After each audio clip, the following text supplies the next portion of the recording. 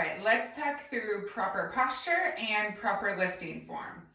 Okay, so let's first get into proper posture, which is the exact same thing as proper lifting form, so that's great.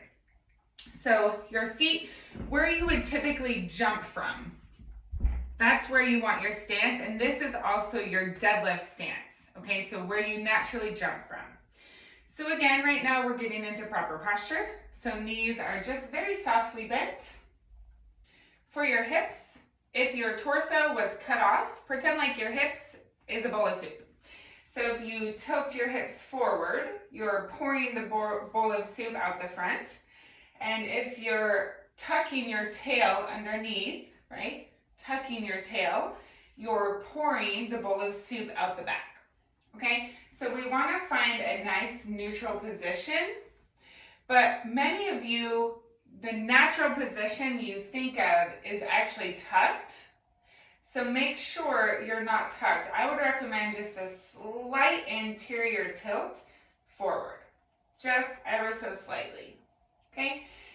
Sometimes women have the issue of not being able to move their hips. They kind of move their torso like this. And so the broomstick drill is great to help know how to move your hips, and we'll go through that here shortly. So just to recap, knees are softly bent, hips are in a nice neutral position, tummy is tight and squeezed. You can think bottom of your ribs down to your pelvis. You can think belly button up to your spine, but it's not a second, it's a squeeze. So everything is nice and tight, okay? And then pretend like there is a string on the top of your chest pulling up to the ceiling. So we're not here, right? We're opening our chest up to the ceiling. Naturally, as you open your chest up, your shoulders should slightly squeeze together and drop down towards your hips. So we're not here, right? Thumbs back, shoulders are slightly squeezed together and dropped down towards the floor. Abs remain tight, hips remain in a neutral position, knees remain softly bent. Next, eyes forward on your horizon, push your chin back ever so slightly. Sometimes women have a tendency to go here, so push it back, reaching the top of your head to the ceiling, as if you have a stack of books on your head and you are stretching up for those books to touch the ceiling.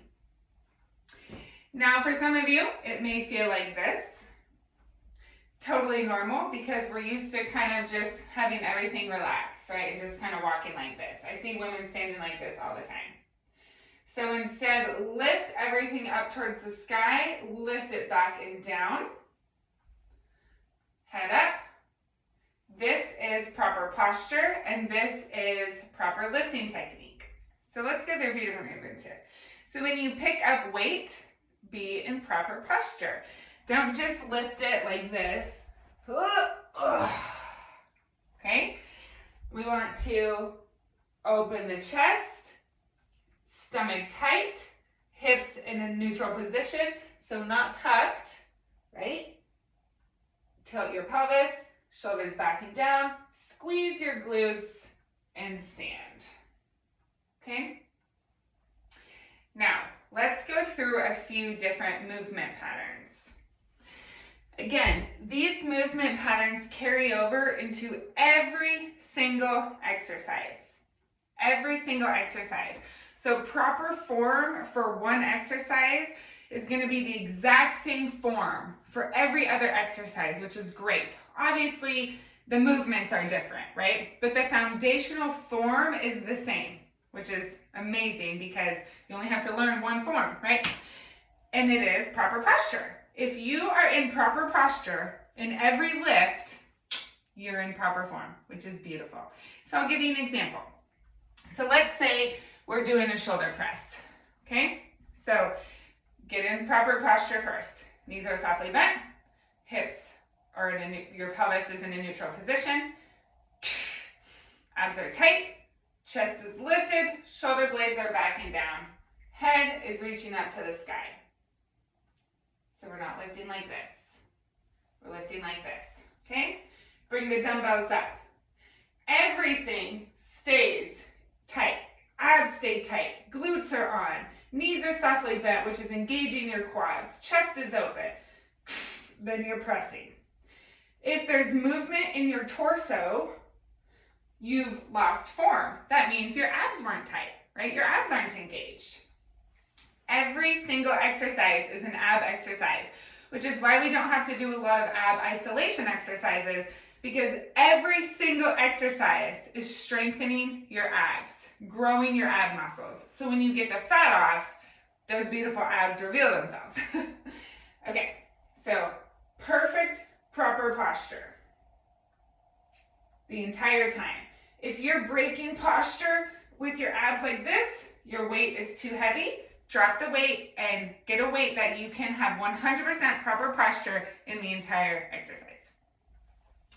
Let's give another example of a bent over row. So you're dropped down. Obviously the knees, things like that are going to be a little bit different, but my torso is the same. So shoulders are back squeezed slightly together and down towards my hips. Abs are tight and engaged, so I'm not here, right? My abs are tight, tight, tight and engaged. Glutes are on. I'm not tucked under. I'm not pushed way out here, but I have a nice neutral pelvic position. You can pretend like there's a rod from the top of your head all the way down through your pelvis, so it has to move together. It can't move as one, it can't move separately. Rather, it has to move as one, okay? So now drop down. This is a bench, so my hand is on a bench. Shoulder blades backing down, chest open, abs tight.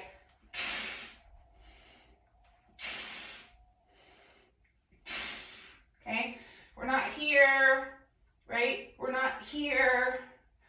We're in proper posture, just moving positions, just moving planes and pulling.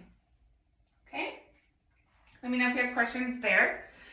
And then let's do a squat pattern. Now, the form is a little bit different for squat patterns because there are a lot of variations, such as a stiletto squat is all the way on your tippy toes and you're dropping straight down, right? That's gonna work this part of your thigh more, so you create that teardrop muscle. It's more in your quads and less in your glutes than a traditional squat pattern. Now, for a more traditional squat pattern, a few things to think about is proper posture first.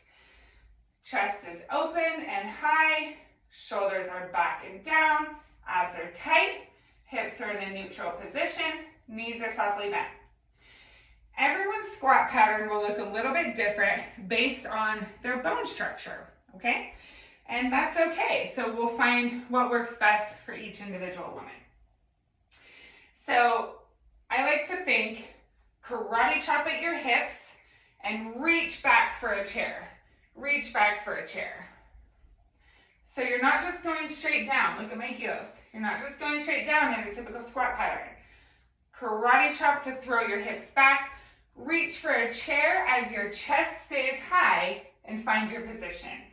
Depending on the femur of each woman, she may be more knees over, she may be more knees back, but the main things we really want to look for is chest stays high and isn't collapsed down here by the knees. Some women will be closer to their knees depending on the length of their femur, but we always want chest high, eyes forward, chest forward for the most part. It will be in varying degrees for each woman, but again, we should never be down here.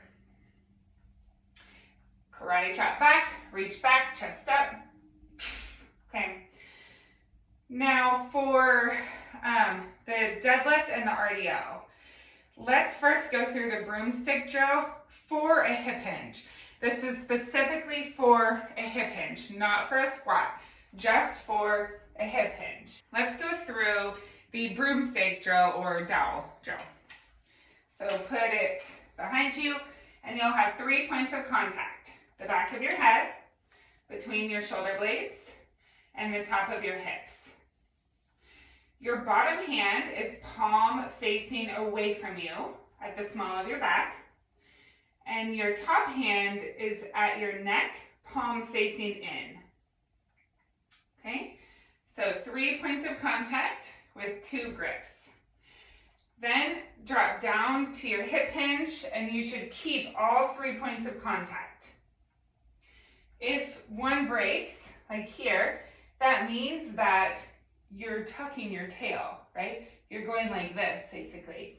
So fix your pelvic position, the position of your pelvis. So it's touching that stick and come up. This is your Romanian deadlift right here. This is also the first and last half of your traditional deadlift. Okay, so, and then right here is also the position of a bent over row. Okay, so this is a great tool to use for the hip hinge. So now let's talk through a deadlift, and I'm gonna actually use this. So the deadlift is broken down into 4 parts. Part number 1 is an RDL. Part number 4 is an RDL. So part number 1, RDL. Once the bar is past your knees, then you allow your hips to drop and your chest to come up slightly. Now we reverse it.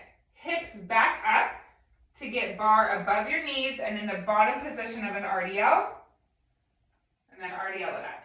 So RDL, bars past your knees, hips drop, hips come up, finish the RDL. RDL, bars below your knees, hips drop, hips come up, RDL it up. We move our body around the bar, not the other way around, to keep in a safe position, especially as the weight increases, okay? So the bar is moving in one line up and down, and we are moving our body around the bar.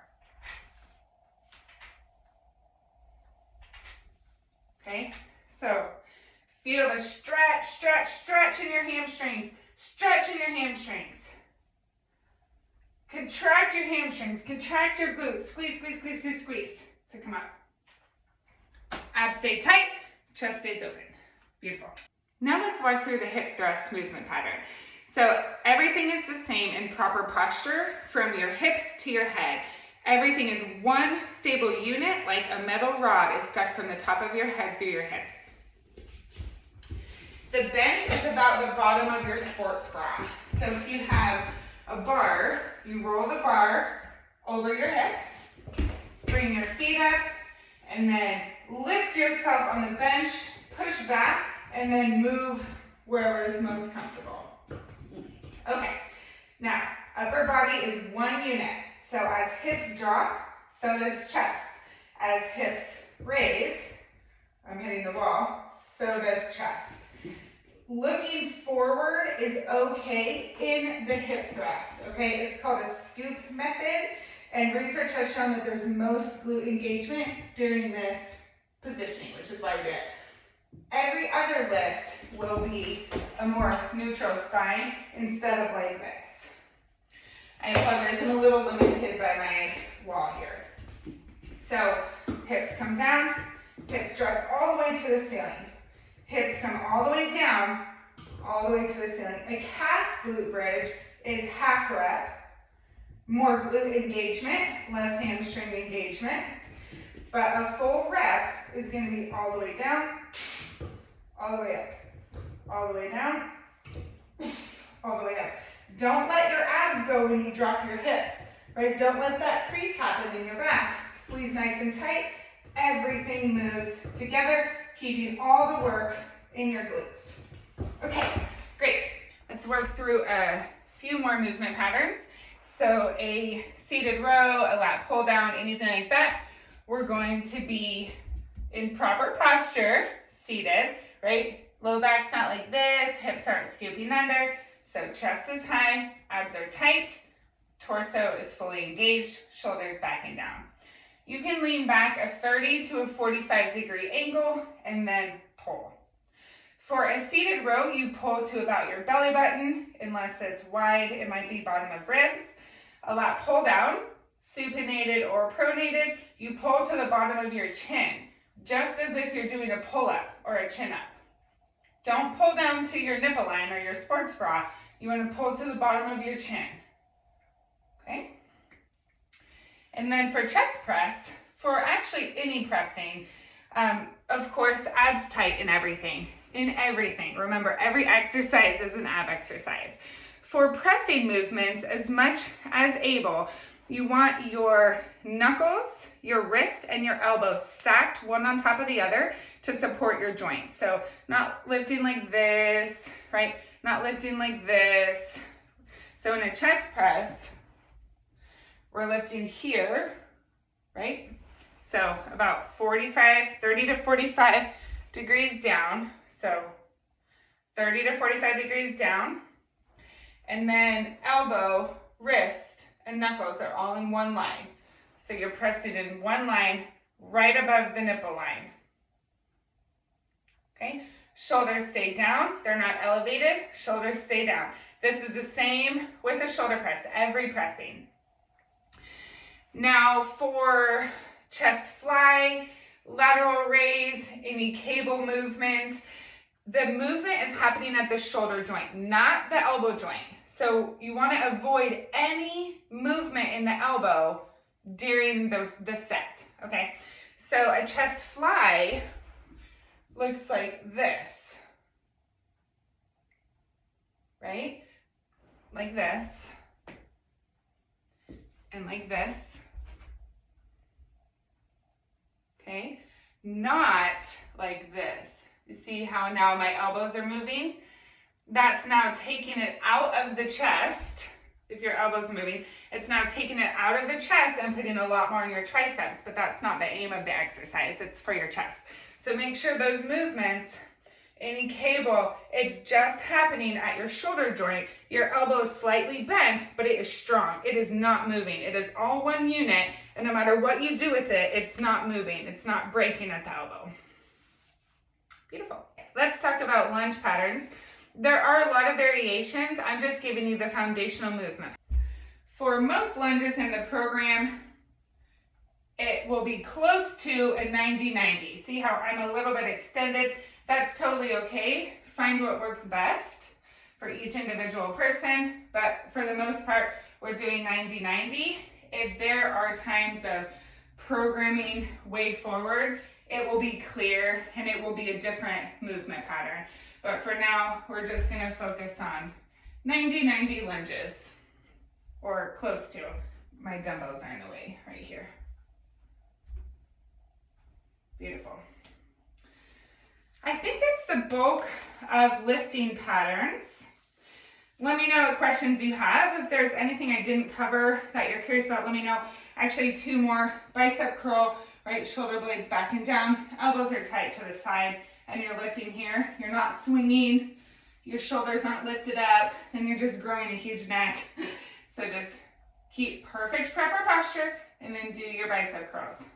Same with tricep push down. Okay, a straight arm rope pull happening at the shoulder joint, proper posture everywhere else. Abs are squeezed. Push your chest through. Push your chest through. Okay, so that's kind of a down and dirty overview of all the lifts, proper posture, technique. Let me know what questions you have, and we can dive into more detail.